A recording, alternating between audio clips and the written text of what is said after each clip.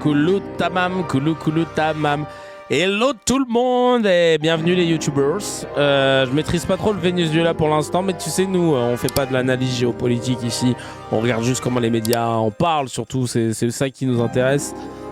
Parce que très vite, ça te dit des choses sur ce qui se passe et sur les narratifs employés. C'est ça qui m'intéresse. En tout cas, bonne année, meilleurs vœux à toutes celles et ceux qui rejoignent la craquerie. Merci beaucoup pour le soutien.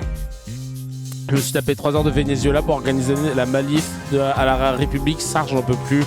Force à toi, Bilal. En tout cas, merci 1000 fois pour tout le soutien que vous donnez. Et n'oubliez pas, merci Amsag de le préciser, le j'aime et la cloche, c'est important. Soutien déjà fort que vous me donnez au quotidien. Le soutien de toutes celles et ceux qui sont là à donner, le Tipeee aussi évidemment, merci beaucoup, et tous celles et ceux qui apportent leur pierre à l'édifice, pas que avec de l'argent, juste parfois comme Anto qui se prend la tête à nous faire le chapitrage, merci beaucoup mon frangin, à tous celles et ceux qui sont là à balancer des infos, à animer la commu avec les modos, avec le Discord, toutes celles et ceux qui balancent des vidéos, etc. Vraiment, merci. Attends, le pote de mon mari l'appelle Akinator. Non, mais c'est vraiment ça. En tout cas, merci 1000 fois pour le soutien sur Tipeee. Si vous voulez donner de la force, allez-y, n'hésitez pas. La liberté de parler, c'est super important. Merci à tous vos messages de vœux. Et oui, les épisodes sont en entier sur CKR l'émission. Abonnez-vous à la deuxième page CKR l'émission, c'est les épisodes en entier. Non, je dis ça parce qu'il y en a qui m'agressent encore dans les commentaires. On te voit, Titi. T'es un affamé d'argent, tu mets les replays en payant. Non, les replays ils sont pas en payant, ils sont dispo sur la chaîne YouTube qui est dédiée à ça. Le truc réservé aux membres, c'était les rediffs sans montage, c'est-à-dire sans le. Parfois, je mets des vidéos d'extraits télé qui passent pas en monétisation. Donc ça, j'ai juste arrêté de les laisser parce que sinon ça me sert à rien en fait, sachant que ça peut striker ta page à envoyer un mauvais signal de oui, il utilise que du contenu dont il n'a pas les droits, alors qu'il y a une autre chaîne où il y a le contenu que tu peux entendre. C'est juste qu'on a refait une petite passe de montage, petit coup de ciseau pour que tout passe bien. Voilà. Trump a attaqué le Venezuela, ouais. Il a allé capturer le président du Venezuela, Nicolas Maduro, et sa femme. Et là, ils vont être jugés aujourd'hui à New York pour répondre à ces actes. Le gars, il a fait ça avant-hier. Il a tué des gens pour faire ça, évidemment. Il frappe aérienne, tout ça. Ils ont tué la garde de Maduro. Et puis là, il va être jugé. J'ai jamais vu un truc aussi rapide pour narcotrafic et narcoterrorisme. Voilà. Et Trump l'accuse aussi d'être un tyran avec son peuple. Et d'ailleurs, la diaspora vénézuélienne partout dans le monde a célébré le fait que Maduro soit fait capturer. Parce que Maduro, ce que lui reproche le peuple du Venezuela, c'est la corruption, c'est l'inflation, c'est l'oppression.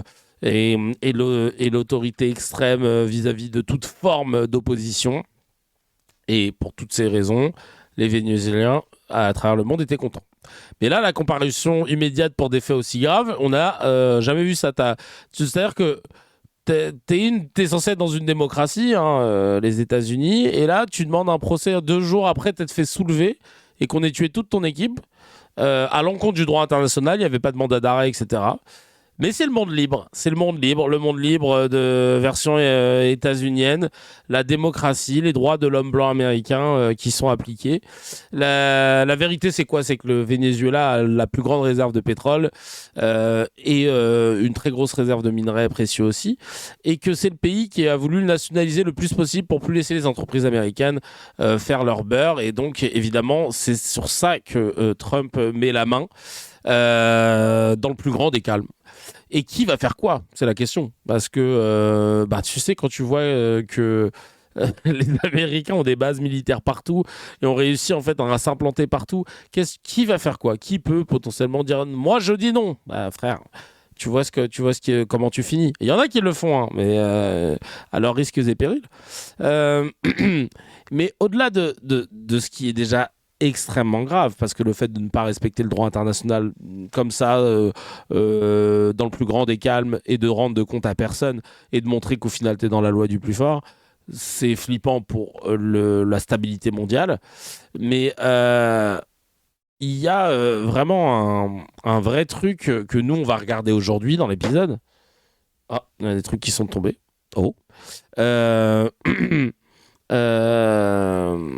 En fait, moi, moi, ce que je vais faire avec vous aujourd'hui, c'est de regarder un peu comment les médias en ont parlé, évidemment.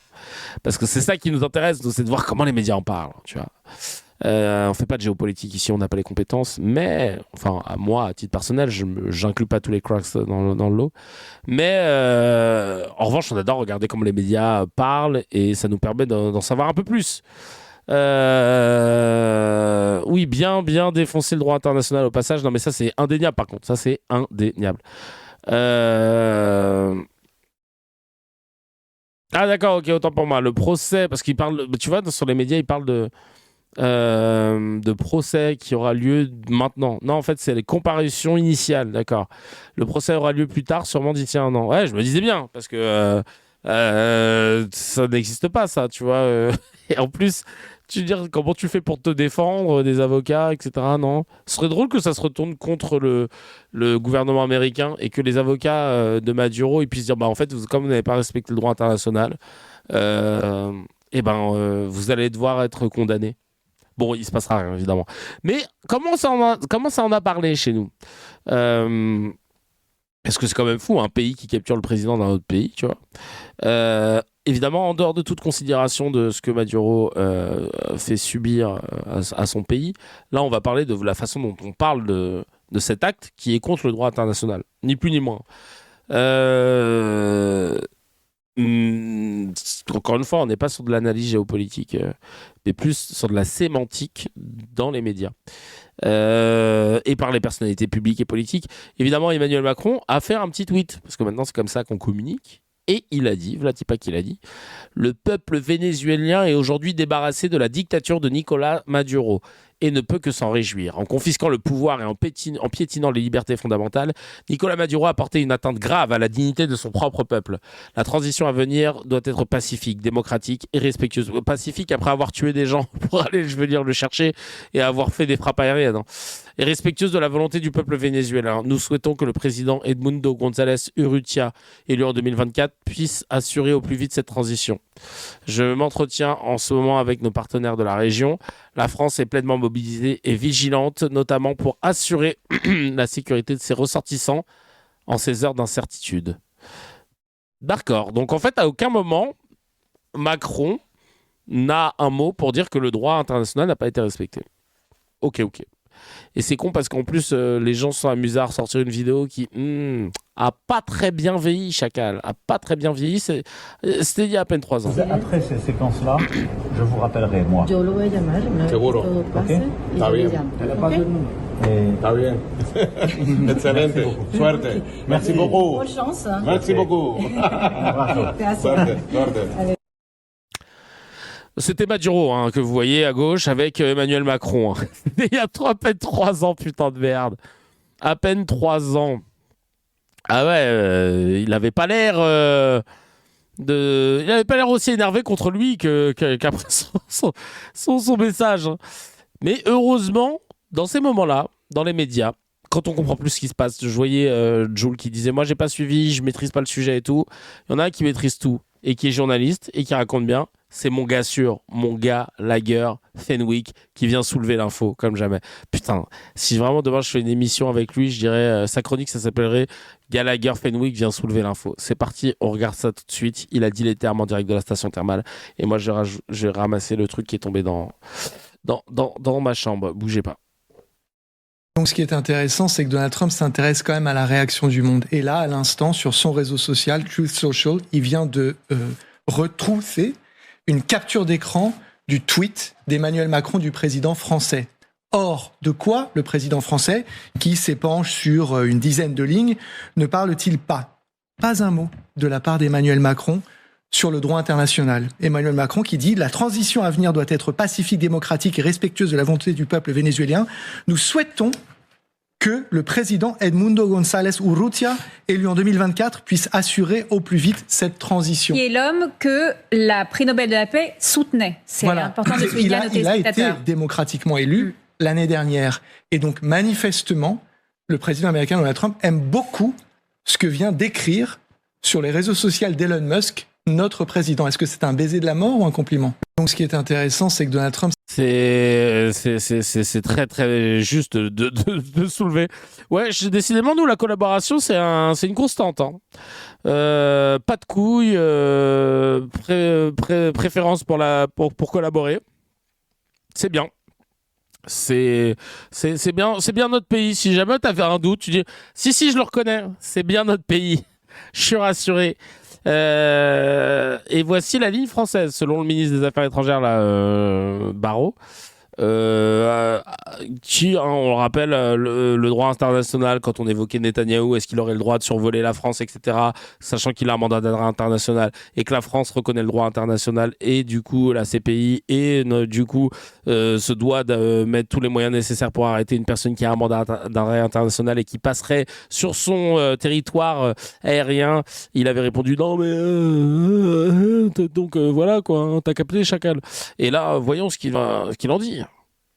Le Venezuela, à présent, Monsieur le Ministre, vous avez hier condamné le recours à la force contraire au droit international.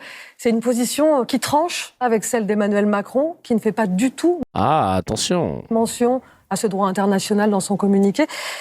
Quelle est la position de la France sur cette intervention américaine au Venezuela? La position de la France, c'est d'abord de dire que Nicolás Maduro était un dictateur sans scrupules qui a confisqué leur liberté aux Vénézuéliens et qui leur a volé les élections. C'est pourquoi son départ est une bonne nouvelle pour les Vénézuéliens. C'est vrai que, ouais, Tribune Populaire le note, on notera que pour la diplomatie française, il s'agit d'un départ. Il s'agit d'un départ, hein, pas d'une capture, hein, voilà. C'est un départ, un petit départ. Comme on a pu le voir dans les images que vous avez diffusées à l'instant. Ensuite, oui, nous avons rappelé que la méthode employée contrevenait au principe du droit international. L'usage de la force est permis dans le droit international. Et nous l'avons démontré hier soir en frappant, avec des moyens militaires français, des terroristes en Syrie, des terroristes de Daesh. Mais cet usage de la force, il doit être encadré par des règles. Sans ces règles, eh bien, le monde est soumis à la loi du plus fort. Alors, un monde soumis à la loi du plus fort, la France s'y prépare, et c'est la raison pour laquelle l'adoption rapide d'un budget pour le pays et pour les armées est si importante, mais la France ne peut s'y résoudre et continuera de défendre ses principes. Ça veut rien dire, là. Ah, c'est un départ ouf, j'ai cru que c'était un kidnapping, non, je te jure. Il y a une vidéo d'elle qui dit que les US auront un marché de milliards d'euros pour le pétrole. Non, mais... peut-être. Mais c'est déjà la loi du plus fort, le mec. Je peux vous vomir de dégoût en pensant aux frappes en Syrie. D'ailleurs, j'aimerais bien qu'on réussisse à trouver des infos là-dessus. Ça, hein. J'ai découvert ça ce matin. Qu'on aurait frappé la Syrie. Je pensais que Daesh était éteint, mais apparemment non. Et Aurélien Taché de LFI, il a dit les termes, par contre, concernant Trump. Ils ne sont pas beaucoup à l'avoir fait. Et c'est pour notre plus grand plaisir. On écoute tout de suite Aurélien Taché, LFI, concernant ce qui se passe en Trump, parce que là, c'est quand même ouf, en vrai, hein, de se dire que t'as un pays d'une démocratie occidentale qui vient dans un autre pays pour aller... kidnapper le président et le traduire en justice sous prétexte que dans ce cas c'est très bien, des beaux prétextes, mais on est habitué maintenant avec les États-Unis, c'est cette kayfabe qui nous vendent depuis tout le temps là, et que je veux plus entendre, enfin j'en peux plus, j'ai un rejet de ce narratif dont tout le monde s'est mis d'accord pour dire qu'on faisait semblant qu'il était vrai, oui non mais c'est pour la liberté, c'est pour la démocratie, c'est pour... Non, chacal. Il n'y a aucun pays qui part en guerre pour les beaux yeux de l'autre. Pour juste, non, mais c'est pour les bonnes valeurs et tout. Arrêtez avec ça. Et nous, on nous vend ce truc de méchant. On nous a vendu... Enfin bref, on en reparlera après. Donc écoutons d'abord de ce que dit Aurélien Taché. Mais ça me rend ouf, moi, tout ça.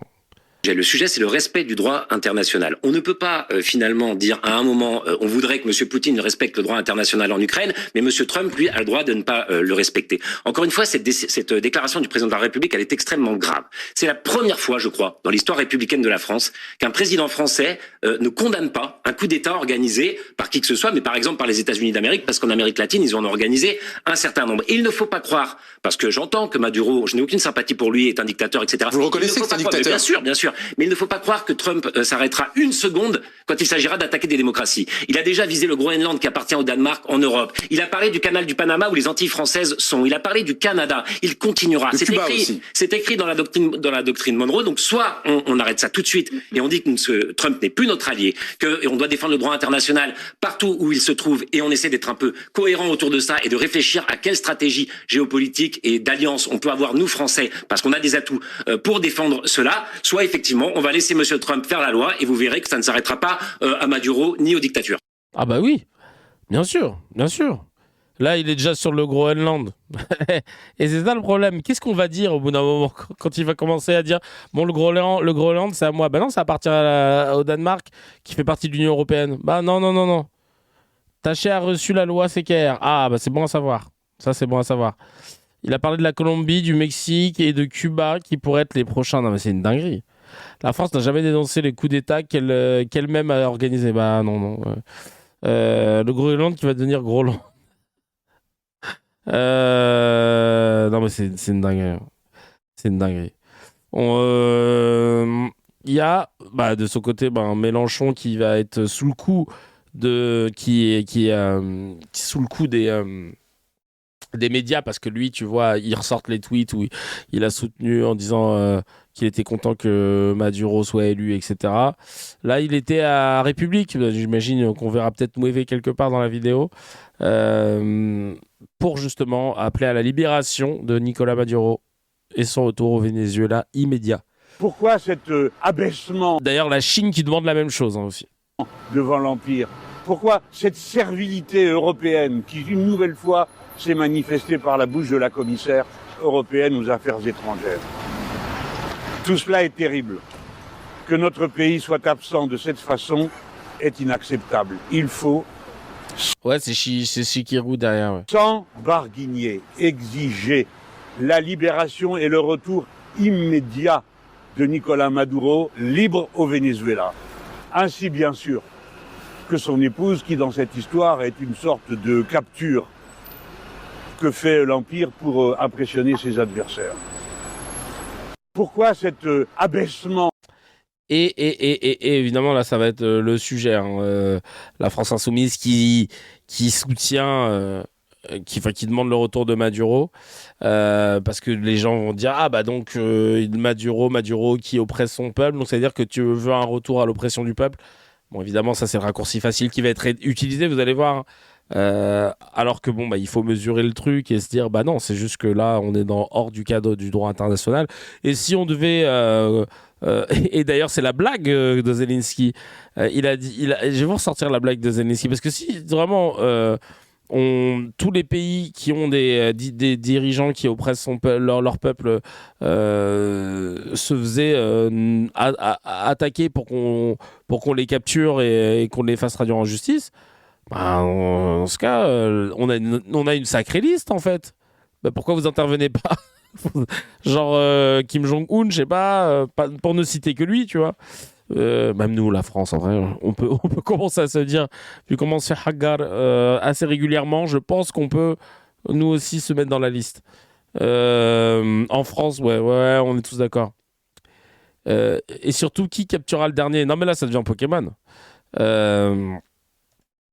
Hop, et en fait, je vais vous sortir la vanne de Zelensky.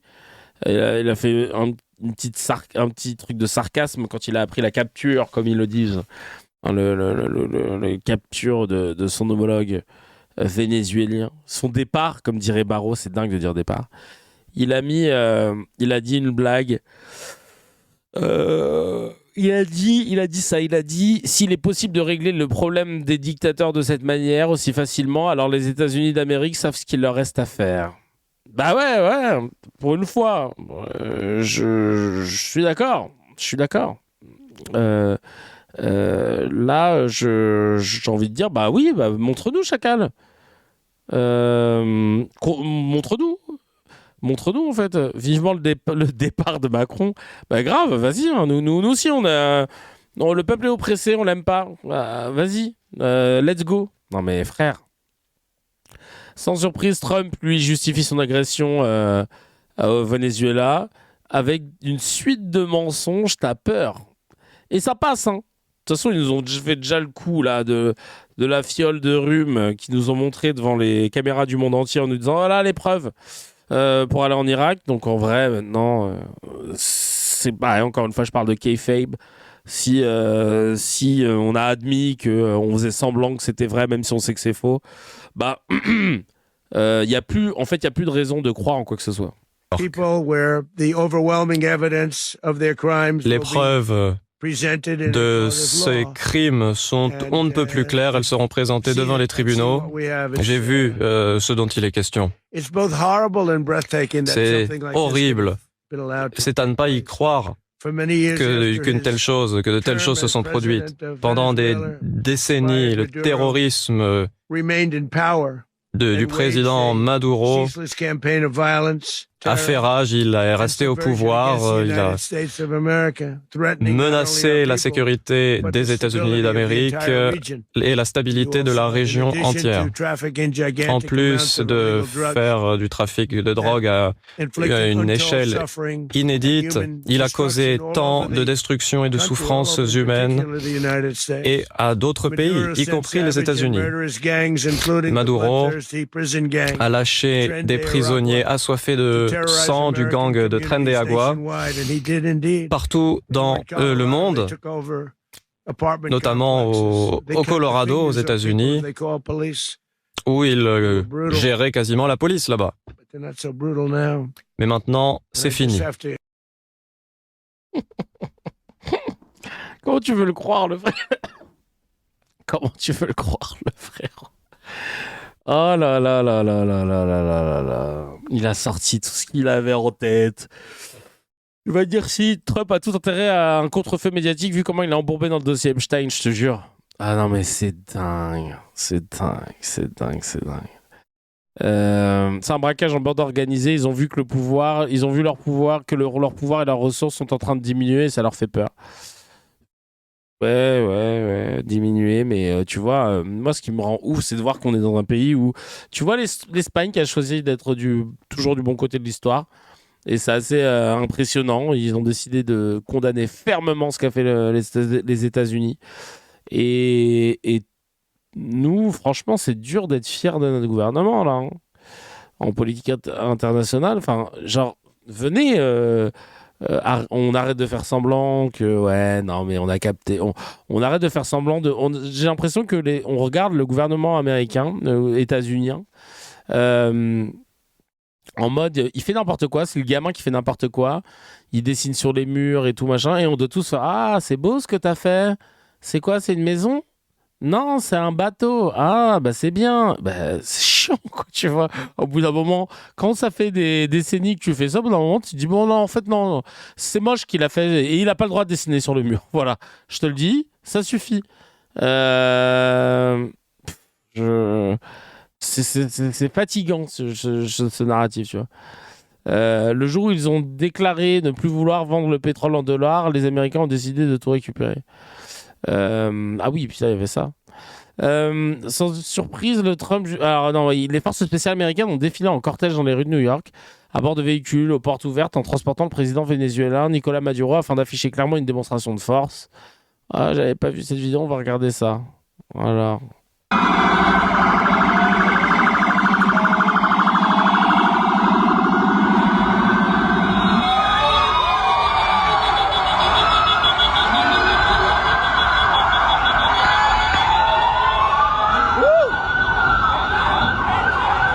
Oh les bouffes.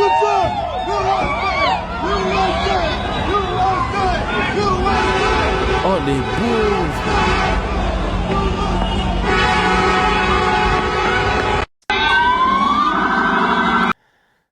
Purée de pommes de terre. Je me demande ce qu'il en pense, tiens, Zoran Mamdani, là, tout ça défilé dans sa ville.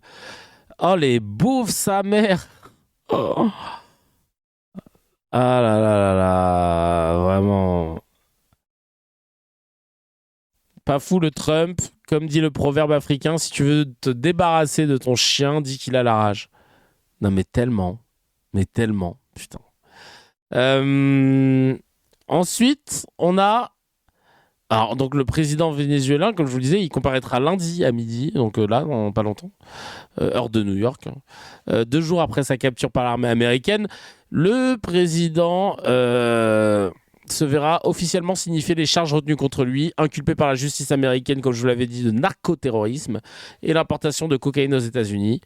Et en fait, ce qui est ouf, c'est qu'il y a une vidéo du GOAT, Jon Stewart, dans le Daily Show, qui te montre que tous les arguments avancés pour intervenir au Venezuela et capturer Maduro sont les mêmes qui avaient été faits des décennies plus tôt pour envahir l'Irak. Les mêmes, au mot près. Hein. Et là, tu dis, waouh, dinguerie. Ils se sont dit, on a les éléments de langage de l'époque ? Ouais, bah remettez-les-moi, ce sera plus simple. Et là, on va écouter cette petite vidéo sur le plateau de C'est dans l'air. C'est parti. Et tout le monde l'a dit que le Venezuela est un acteur absolument mineur du trafic de drogue. Alors que par ailleurs, le gouvernement vénézuélien qui a vida dollars s'en sert pour éventuellement gagner des sous à droite à gauche ou déstabiliser son voisin colombien. Ils adorent faire ça. Et que par ailleurs, le gouvernement le Venezuela, c'est une dictature épouvantable. Ça, personne n'en doute. Mais non, c'est un vrai prétexte. En fait, il y a quelque chose de presque christique dans cette façon de Donald Trump de s'intéresser au Venezuela. Pourquoi ? Mais parce que il s'intéresse à un pays qui lui résiste aux États-Unis depuis 20 ans, depuis l'arrivée de Hugo Chavez au pouvoir, et qui a systématiquement qui s'est allié avec Cuba le Nicaragua d'une manière accessoire, mais surtout Cuba, le régime cubain, ce régime qui résiste aux États-Unis depuis les années 60. Donc dans le cercle de Donald Trump, vous avez Marco Rubio qui est cubain d'origine et qui a fait de cette croisade contre le régime cubain dont il est originaire, et donc le régime vénézuélien, une espèce de croisade personnelle. Et il explique à Donald Trump qu'en faisant tomber le Venezuela et le régime Maduro, on fait tomber par ricochet la bonne vieille théorie des dominos, le régime cubain qui est à bout de souffle et le régime nicaraguayen qui est complètement isolé. On casse la chaîne. On casse la chaîne. Et c'est ça, en fait. Et pourquoi est-ce que c'est si important pour Donald Trump ?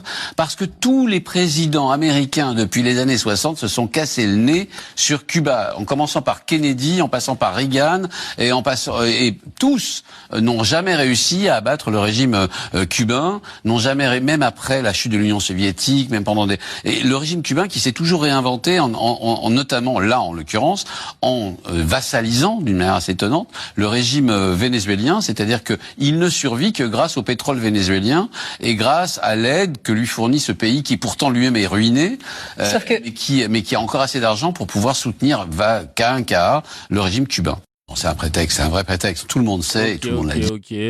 Maintenant, c'est le tour du Groenland, oui, c'est ça le problème. Et d'ailleurs, tiens, parmi les gens qui ont critiqué Maduro, mais aussi les USA, on a Dominique de Villepin.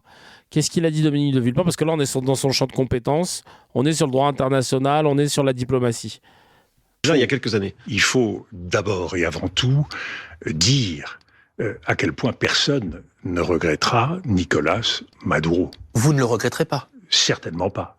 Nicolás Maduro est à la tête d'un régime qu'il a mis en faillite. Un pays richissime, un pays pétrolier, un pays qu'il a mis en ruine, un pays qui connaît depuis des années une catastrophe humanitaire absolument sans précédent pour cette région. Donc vous saluez son départ ou vous condamnez cette opération ? Laissez-moi terminer. Avec 8 millions d'exilés qui sont en Amérique latine et en Europe et aux États-Unis. Et bien sûr, une complicité avec un certain nombre de trafics et donc complicité mafieuse. Est-ce que cela justifie une opération comme celle-ci ?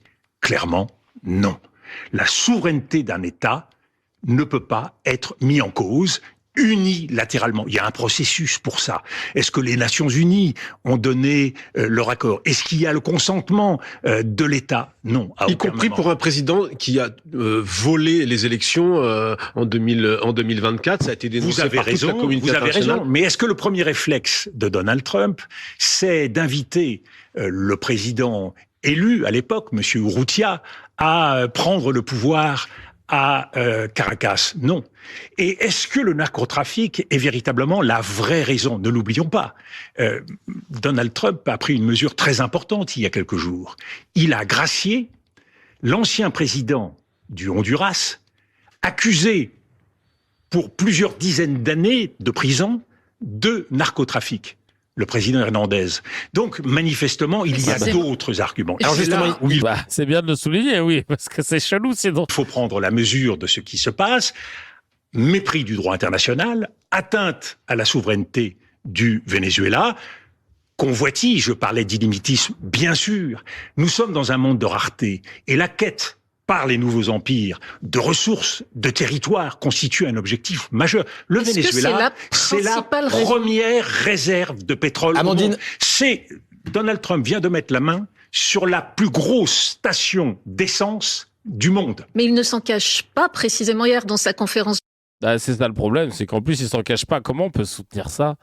Comment il peut y avoir des gens qui viennent à la télé pour dire non mais Maduro, quand même, faut dire que oui, mais Chacal, il y a tellement de pays où il y a des dirigeants qui font de la merde que pourquoi là on devrait se dire non, ça c'est cool.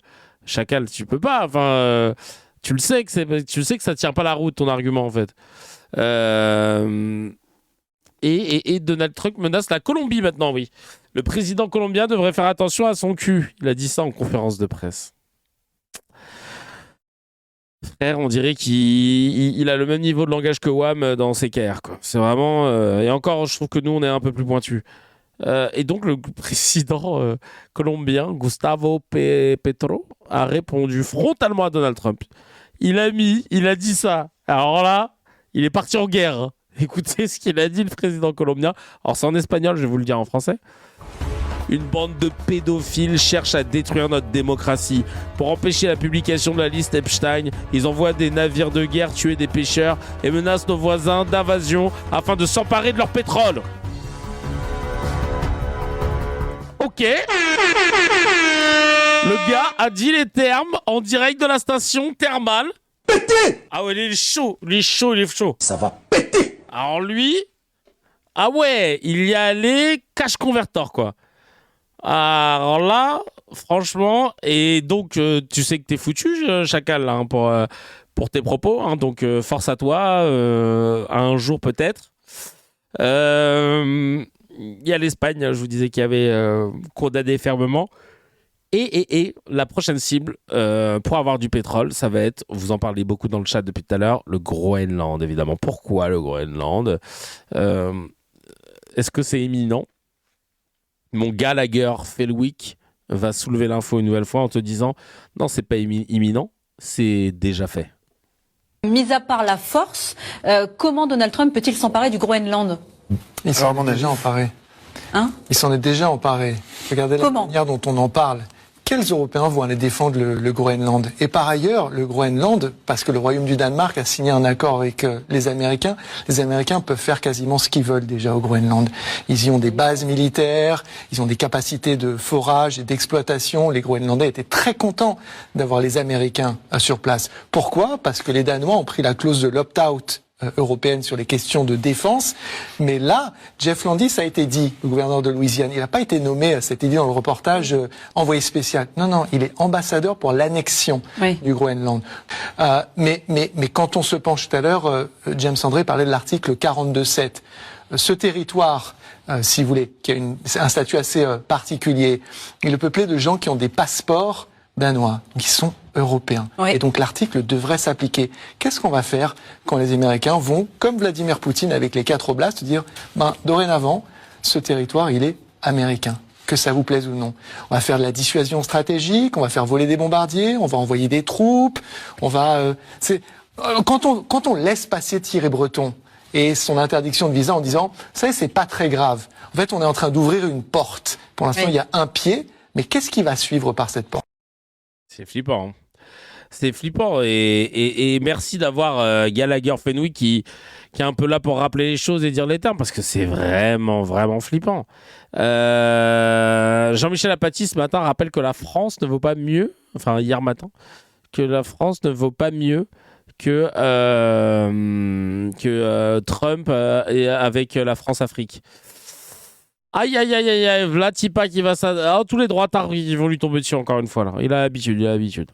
Ce truc scandaleux dont tout le monde a honte et qu'on ne connaît qu'à moitié, qui s'appelait la France-Afrique, qui était une domination souterraine, la valorisation d'intérêts économiques français, des valises de billets qui revenaient en France pour financer on ne sait pas qui et on ne sait pas quoi de la part de dictateurs africains dont on assurait la survie, c'est une honte absolue. Donc nous avons cessé de faire cela, parce que c'était en contradiction avec nos valeurs. Et nous ne le referons pas parce que nous n'en avons pas les moyens. Alors quand on voit une politique impérialiste comme ça, Donald Trump qui dit nos grandes entreprises pétrolières, les plus grandes du monde. Oui, c'est pas fini, hein, Jean-Michel.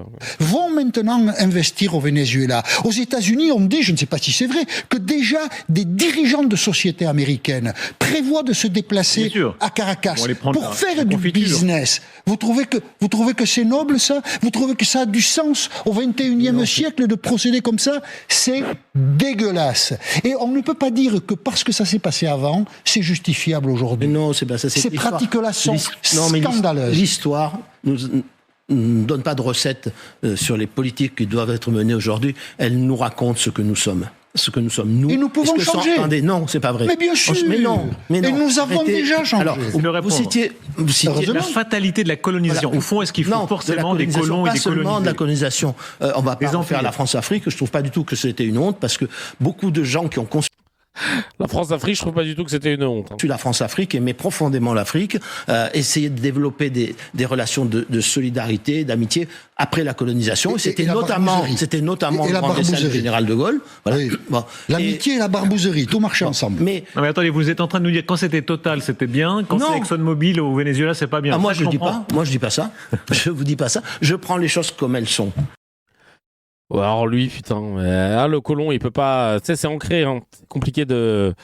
C'est compliqué de revenir là-dessus. Hein. Ah non, c'est abusé là de coloniser. Nous, c'était différent. Chacal, nous, non, c'était de la camaraderie. C'était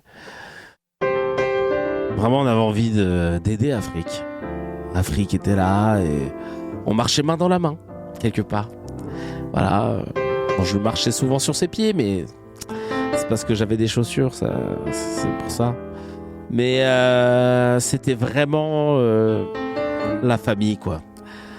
Parfois ça me manque, mais bon, on va tout de suite dire que je suis un vieux réac. Mais c'était une belle putain de France. Que la France-Afrique. On était un couple incroyable. Tu me manques, Afrique. Enfin bon, on est toujours ensemble, mais c'est juste on est obligé de se cacher un petit peu aujourd'hui, quoi. Ce matin, il y a Alix Bouillaguet. Qui est sur France Info et qui faisait un édito pour dire que Macron avait raison. Elle explique pourquoi Macron avait raison. Je vous mettrai l'édito demain. Parce que j'ai vu ça avant de commencer l'émission, je vois ça. T'as l'animateur qui dit alors vous allez nous parler de Macron et de sa réaction par rapport à Trump qui a fait beaucoup jaser et beaucoup n'ont pas apprécié les propos et elle dit oui et pourtant je vais vous expliquer pourquoi Macron avait raison. Et je me suis dit putain, une journaliste qui vient t'expliquer, enfin c'est vraiment Alix, elle c'est le journalisme de cours. Et enfin pour finir, est-ce qu'on voulait pas avoir l'avis, est-ce qu'il manque pas l'avis de quelqu'un là? L'avis de quelqu'un qui a changé de peu coup pour 2026 et qui veut un nouveau personnage. On écoute tout de suite. Elle s'est dit qu'elle allait se déguiser en Caroline Yadan. Je sais pas quoi. C'est Rachel Kahn qui nous parle du Venezuela. Écoutez.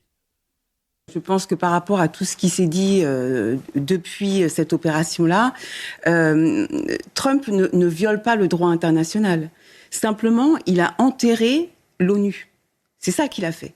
Parce que l'ONU... Ah, bah ça va alors. Heureusement que Rachel Kahn est là pour nous expliquer le droit international, ce que c'est, étant donné qu'elle soutenait à fond Netanyahou, donc on peut comprendre effectivement que pour elle, il n'a pas, violé Trump le droit international. L'ONU, depuis 50 ans, ne crée plus de droits, alors que c'était quand même une des obligations d'une organisation internationale, vit finalement sur une névrose.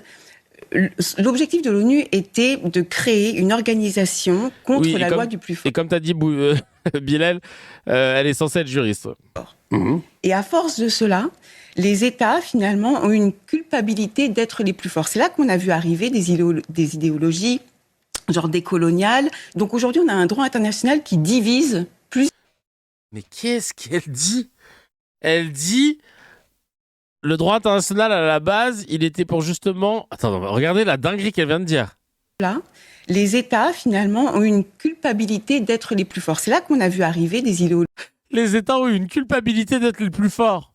Mais on ne pouvait pas être plus fort tranquillement. Et ça qui était problématique avec l'ONU, vraiment. Des idéologies... genre décolonial. Donc aujourd'hui, on a un droit international qui divise. L'idéologie décoloniale, pareil, c'est pas censé être un truc négatif. Hein. C'est comme les gens qui disent oui, c'est des antiracistes. Ah bon, parce que toi, toi, le racisme, ça te va ? Non, mais là, c'est les antifas. Ah, parce que toi, le fascisme, c'est OK ? Non, mais vraiment, qu'est-ce que tu racontes, quoi ? Plus qu'il nous rassemble.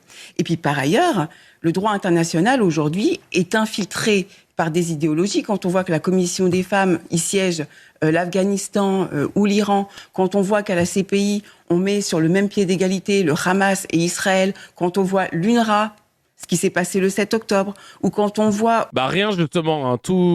Toutes les instances ont déclaré qu'il n'y avait rien avec l'UNRWA. Aussi, l'UNICEF, qui n'a pas jugé bon de nous donner des informations sur les enfants Bibas, on peut se poser des questions sur l'activité à mettre en œuvre le droit international par l'ONU. Donc aujourd'hui, en fait, l'ONU devait, depuis 50 ans, avait un devoir de nommer quels étaient les enjeux de notre temps, notamment l'islamisme, le terrorisme, le narcotrafic, qui gangrène l'ensemble des pays, qui fait des morts à travers les pays, de qualifier ces massacres-là, qui sont pour moi des crimes contre l'humanité, en fait, depuis les années 70, avec les différents attentats et leur financement. Et... Bah dans ce cas, tu mets en balance, si c'est pour toi le crime contre l'humanité, les États-Unis donc sont coupables de crimes contre l'humanité par rapport à la guerre de l'opium faite pour déstabiliser la Chine, tout ça. Non, tu fais pas. T'es jamais contre les States, toi. Hein. T'es jamais contre les States, Rachel. Toi, tu nous fais comprendre qu'il y a un camp. Et ça, c'est le narratif qui marchait bien là pendant des décennies. Le camp des gentils. On en parlera après, parce que elle est vraiment dans ça. Et pour elle, c'est plus simple d'avoir le camp des gentils et des méchants que le camp du fait. Et aussi de s'occuper de cette ingérence étrangère dans notamment le monde occidental, qui est une guerre à bas bruit. L'ONU ne l'a pas fait. Oui. Donc ce que l'on peut constater, c'est que Donald Trump, lorsqu'il prend la parole, il reprend très précisément les éléments du préambule de la charte de l'ONU, la paix, la liberté, la justice, la condition des peuples, du droit des peuples. Et donc pour moi, en fait, contrairement à l'ONU, Trump ne viole pas le droit international. Simplement, il écrit l'histoire du droit international, il enterre l'ONU et par le même biais, il écrit l'histoire des États-Unis.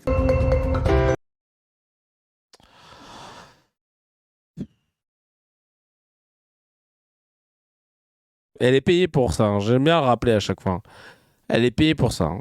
Elle est payée pour ça, pour nous dire que Trump, en fait, il a pas bafoué le droit international, il a réécrit l'histoire. Il écrit le droit international, elle a dit. Ouais, carrément, il écrit. Quelle histoire ? Son histoire, en fait. Et en fait, tu te rends compte, on est dans un monde où Trump, il fait arrêter quelqu'un sans mandat d'arrêt contre lui. Il décide de faire une ingérence dans un pays étranger dans le plus grand des calmes. Et quand il reçoit, sauf que quand il reçoit Netanyahou, qui lui a un mandat d'arrêt, ça va. Le gouvernement américain, en fait, depuis toujours, il fait ce qu'il veut. Il entretient cette kayfabe. La kayfabe, je vous rappelle, c'est ce contrat implicite qui lie les catcheurs avec le public et où on se met d'un commun accord, sans le dire vraiment, qu'on sait que c'est truqué, mais on fait semblant que c'est vrai. Et là, avec les États-Unis, ce qui me rend ouf, c'est cette kayfabe qu'on bouffe depuis des décennies, où on sait qu'ils agissent que pour leur intérêt, c'est-à-dire choper des ressources naturelles, etc. Mais ils font passer ça pour non, c'est pour la liberté, c'est pour et dans l'espace médiatique, le contrat est implicite et il y a des abrutis comme passionnément teubés comme Rachel Kahn qui ouais t'inquiète la KFM et tout, ouais t'inquiète, ouais bah je vais dire non mais Trump c'est bien ce qu'il fait quand même parce que et en fait c'est ça qui se passe depuis toujours et moi j'arrive plus, ça veut plus rentrer dans mon logiciel et je pense je suis pas tout seul, ça ne veut plus rentrer parce que c'était plus simple pour des gens faibles d'esprit comme Rachel Kahn, et ils sont nombreux dans l'espace médiatique, d'avoir un camp facilement identifiable, le camp des gentils et le camp des méchants. Le camp des gentils, c'est Europe, Ukraine, États-Unis, tout ça, contre les méchants, tous les pays arabes, la Chine, la Corée du Nord, la Russie. Sauf que là, maintenant que tu as Trump qui... et c'est là que tu vois comment tu peux vite les perdre, là, les Rachel Kahn et compagnie. Quand Trump, il fait des atalakou à Poutine et il dit à Zelensky, c'est toi la grosse merde, en fait, c'est à cause de toi qu'il y a la guerre. Là, tu les vois. Hein. Tous ceux qui cherchaient... mais du coup, c'est qui le bon camp? Ils sont perdus. Parce que, comme elle l'a dit, Rachel Kahn, elle a dit un truc de ouf. Il faut... on fait culpabiliser les États forts d'être forts. Et elle veut se ranger toujours du côté des États les plus forts, du côté du plus fort, parce que c'est le plus fort qui écrit l'histoire. Et elle le dit dans le plus grand des calmes. Et elle condamne même les gens qui arrivent avec des idéologies décoloniales. Vous imaginez à quel point elle est matrixée. Cousine, tu vois bien ta gueule que t'es pas une... Cousine, t'es noire de base quand même. Tu vois bien. C'est la colonisation, c'est quelque chose qui fait souffrir normalement. Qu'est-ce que tu nous fais, là? Qu'est-ce que tu nous fais? Vraiment, Et donc, aujourd'hui, on est dans un monde où la KFF des États-Unis te dit que le droit international, il ne s'applique pas pour Netanyahou, même s'il a un mandat d'arrêt. Il ne s'applique pas pour Maduro parce que c'est nous qui décrétons que. Et je rappelle que Trump a dit aussi... déjà, dans un premier temps, je veux dire, cette histoire de KFM, on est impuissant techniquement. Hein. Qu'est-ce que tu vas faire face aux États-Unis et leur puissance militaire? Mais ne soyons pas dupes. C'est pour ça que je le redirai à chaque fois ici dans CKR. Car plus on sera nombreux, quand l'occasion se présentera, on se reconnaîtra parmi les vrais. Et ça, c'est le plus important. Je rappelle que Trump a dit que le Groenland, c'était vital pour les States afin d'assurer leur sécurité. C'est exactement ce qu'a dit Poutine depuis combien de temps maintenant qu'il est en guerre, qu'il a envahi l'Ukraine. À partir du moment où l'Ukraine a décidé de dire qu'il voulait rejoindre l'OTAN, il s'est dit pour ma sécurité, il faut que je prenne une partie de l'Ukraine. Parce que je ne peux pas avoir un pays qui adhère à l'OTAN et qui est frontalier à WAM. Là, c'est exactement la même raison avancée. Les médias chez nous en France pour la plupart te disent que Poutine lui veut prendre toute l'Europe pour arriver jusqu'à chez nous. C'est faux, il a jamais dit, ça n'a jamais été. C'est faux, archi faux, répété 1 million de fois dans les médias. Ça en fera pas une vérité pour autant, mais c'est quand même très grave de voir que là aussi, pareil, toujours cette kayfabe où on part du principe que Poutine de toute façon c'est un Russe, donc les Russes c'est les méchants et que les méchants normalement eux ce qu'ils veulent c'est dominer le monde. Le pire des méchants dans l'histoire du monde contemporain, c'est les États-Unis. Hein. C'est le gouvernement américain. N'ayons pas de doute là-dessus. C'est le méchant, c'est le mal incarné. Enfin, genre, toutes ces invasions dans tous les pays, toutes les ingérences qu'il a pu faire, toute l'impunité qu'il a eue de le faire sans qu'on puisse lui dire quoi que ce soit. Excuse-moi, hein, mais la propagande du soft power américain, etc., a bien marché. Moi, quand j'étais petit, j'étais persuadé que les États-Unis avaient gagné la guerre au Vietnam. J'étais persuadé. Avant de le découvrir, mais des années après. Ah non, ils n'ont pas du tout gagné. Ils ont dû abdiquer. Impossible.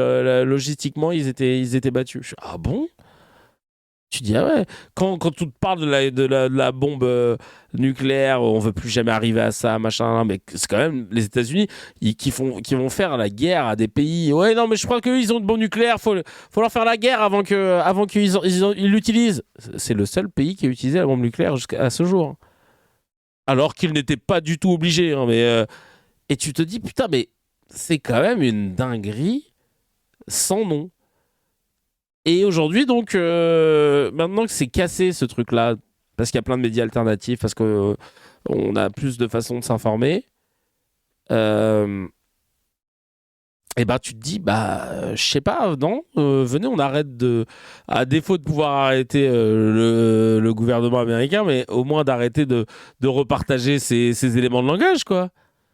Parce que là, je sais pas, ils disent qu'ils vont attaquer le Groenland. Qui vont pas attaquer, qui vont prendre le Groenland parce que c'est vital pour assurer leur sécurité. Je sais même pas pourquoi ils ont besoin de le prendre parce qu'ils ont déjà des bases là-bas, mais bon. Mais le Groenland, il appartient au royaume du Danemark. Et le Danemark a dit non, mais arrêtez en fait, nous on veut juste être alliés, on a toujours été alliés, pourquoi vous voulez. Et ils avaient déjà nos bases, machin. Non, nous on veut prendre ton pays, nous. Ah merde, bah ouais, mais bon, le problème c'est que le Danemark il est dans l'Union Européenne et que du coup, si les États-Unis s'accaparent, annexent le Groenland, qu'est-ce qu'on va dire dans les médias? Parce que là, la France sera censée intervenir, ainsi que tous les pays de l'Union Européenne, parce que c'est une violation. Tout. Qu'est-ce qu'ils vont faire? De toute façon, ils sont déjà militairement là-bas. Donc, il y a des bases américaines. C'est cuit. Qu'est-ce que tu vas faire? C'est pas le Danemark qui va faire quelque chose. C'est cuit, en fait. Et si demain, officiellement, Trump décrète que le Groenland sera américain, qui va faire quoi? Et c'est ça qui est drôle, en fait. On a baigné dans une kayfabe pendant des décennies avec les US via nos médias, le soft power, etc., où personne ne critiquait, tout le monde gobait le narratif du gouvernement US en mode on décrète que ce qui est bon, juste, qui sont les gentils, qui sont les méchants, et nos médias étaient OK. Tant qu'ils s'en prennent aux vilains Nyakwe, aux vilains arabes, aux vilains latinos, aux vilains russes, aux vilains chinois, tout va bien, on s'en tape. Ça dessine juste une ligne entre les gentils et les méchants, et nous, ça nous va. Et puis, vous avez laissé les Qataris avoir des bases militaires partout dans le monde, ce qui est déjà ouf comme move. Hein. Moi, ça m'a toujours impressionné de me dire, mais pourquoi vous laissez une force étrangère avoir une base militaire dans ton territoire? Bref. Partout dans le monde, ils ont des bases. Hein. On parle officiellement de 125, mais officieusement, ça monterait peut-être à 700 ou 800. Je sais pas si tu imagines le délire. Et puis, après, c'est ouf parce que on a vraiment sucé jusqu'à la moelle cette histoire de kayfabe qu'on nous a vendue. Et maintenant que les Qataris commencent à s'en prendre à des poteaux à nous, les occidentaux, européens, blancs, là, ça commence à se gratter la tête. Mais en fait, ça y est, c'est trop tard. C'est trop tard parce que, oui, au début, vous les voyez jouer avec les Arabes, les Chinois, les Russes, etc. Vous dites, tant que c'est eux, ça va. Et puis, maintenant que ça change, maintenant que ça commence à s'en prendre au Groenland, Groenland, blanc, Danemark, chez nous, c'est oula, non, comment on fait? Parce que normalement, c'était les autres. Pourquoi ça se retourne contre nous? Je comprends pas. Mais c'est trop tard, les gars. Vous les avez laissés faire depuis. Qu'est-ce que vous voulez faire? Quand on voit. Et puis, de toute façon, comme je l'ai dit, qui va faire quoi?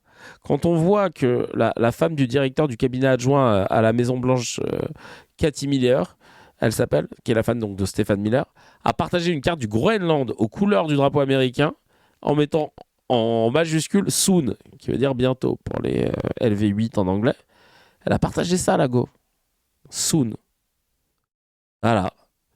Qu'est-ce que tu vas faire? Pour eux, c'est plié. Pour eux, c'est plié. Qui va faire quoi? Et qui va intervenir? Et c'est ça ma question. Je suis derrière là-dessus, mais qui va faire quoi? De toute façon. C'est pour ça que c'est important de le savoir, de garder de la distance par rapport au narratif que vous allez entendre dans les médias, parce qu'il y a encore des vendus comme Rachel Kahn qui te sortent ce narratif des gentils, des méchants, mais ça ne marche plus. C'est important d'avoir de la nuance et c'est pas fait pour des simples d'esprit comme elle. Et puis vous aussi de voir, comme on a pu le voir au cours de ce scan, comment les mots, le départ de Maduro, non, il n'est pas parti. il n'est pas allé à l'aéroport. Je vais en vacances avec ma femme. Non, il a été capturé. Tous ces trucs-là, tu vois, c'est important de voir un peu. Et là, vous allez le voir pendant les jours qui viennent. Comment ça va être traité. Faites bien attention aux éléments de langage qui sont utilisés et puis aux angles qui sont pris. Parce que là, c'est la Colombie, ça va. Quand ça va être le Groenland, moi, j'ai hâte que ça se passe. Pourquoi ? Parce que là, il s'en prend un pays européen. Et là, j'ai hâte de voir maintenant le narratif qui va être utilisé. Voilà. Et est-ce que et du coup, j'ai hâte de voir Poutine et la réaction par rapport à Poutine. Genre, et là, lui, Trump, il fait ça. Est-ce que ça vous choque autant que quand Poutine le fait ? Parce que c'est exactement les mêmes raisons pour les deux. Affaire à suivre. Chacal, si tu as kiffé l'épisode, appuie sur abonne-toi, mets un petit j'aime et clique sur la cloche, ça fait plaisir. Pour voir l'épisode en entier, c'est sur la chaîne CKR Replay que ça se passe. Il y a le lien dans la description et évidemment, l'épisode en entier est disponible sur toutes les plateformes de podcast, Spotify, Apple, Deezer.